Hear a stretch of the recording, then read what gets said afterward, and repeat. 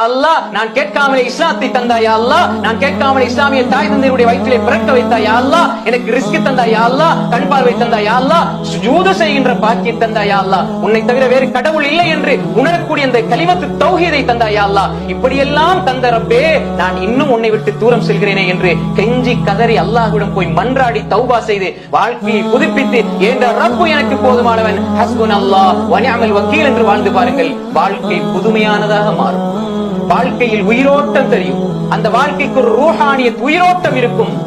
அன்புக்குரிய சகோதரர்களே, பழைய தவறுகள், குற்றம், குறைகள், உள்ளத்தில் ஏற்பட்ட பாவங்கள் எல்லாத்துக்கும் தௌபா செய்யுங்க. வாழ்க்கையை புதுப்பித்துக் கொள்ளுங்கள். எப்பொழுது ஒரு மனிதன் அல்லாஹ் எனக்கு போதும் என்று அல்லாஹ்வை நோக்கி சென்று விட்டால், இது அதைத்து எம்ஷி அதைத்து ஹர்வலா, என்னுடைய அடியான் இன்பால் நடந்து வந்தால் நான் ஓடி வருவேன் என்று அல்லாஹ் சொல்கிறானே. நீங்க நடந்து போங்க சகோதரர்களே, மெதுவா போங்க. அல்லாஹ் உங்களை அழைச்சிட்டு இருக்கிறான். ஃபஃபிரு இலல்லாஹ், ஃபஃபிரு இலல்லாஹ். முடியலையா, நடந்தாது போங்க, அல்லாஹ் ஓடி வருவேன் என்று சொல்கிறான் ஹதீஸுல் குத்ஸியிலே. எனவே அன்புக்குரிய சகோதரர்களே, அல்லாஹ் செஞ்ச அருள்களுக்கே நம்மளால நன்றி செலுத்த முடியவில்லை. திரும்ப திரும்ப நம்ம கேட்கிறோம் என்றால் அல்லாஹ் கேட்க சொல்றான், தந்து கொண்டே இருப்பான். அல்லாஹ் கருணையாளன், அன்பாளன். ஹஸ்புனல்லாஹ், அல்லாஹ் எங்களுக்கு போதுமானவன் ஒருவன் சொல்லிவிட்டால் அவன் போதுமானவனாக ஆகிவிடுகிறான்.